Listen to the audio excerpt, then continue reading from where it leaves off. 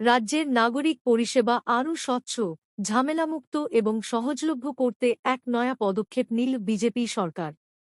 এখন থেকে জমির খতিয়ান এবং দাগের তথ্য পাওয়ার জন্য আর কোনো টাকা খরচ করতে হবে না সাধারণ মানুষকে।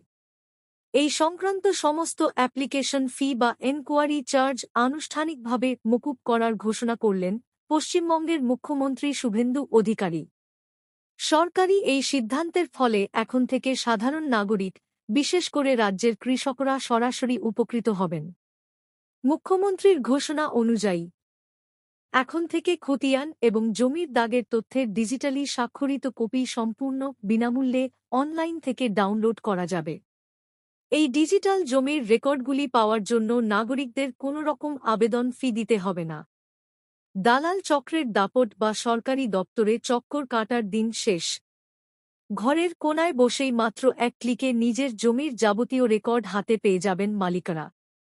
ডিজিটাল প্রযুক্তির হাত ধরে আমজনতার বাড়ি বাড়ি সরকারি পরিষেবা পৌঁছে দেওয়ার ক্ষেত্রে এই পদক্ষেপ এক অত্যন্ত গুরুত্বপূর্ণ মাইলফলক হতে চলেছে বলে মনে করছে ওয়াকিবহাল মহল। এর ফলে জমি কেনাবেচা থেকে শুরু করে চাষের কাজের জন্য প্রয়োজনীয় নথি জোগাড়ের প্রক্রিয়া যেমন গতি পাবে, তেমনি কমবে সাধারণ মানুষের হয়রানিও।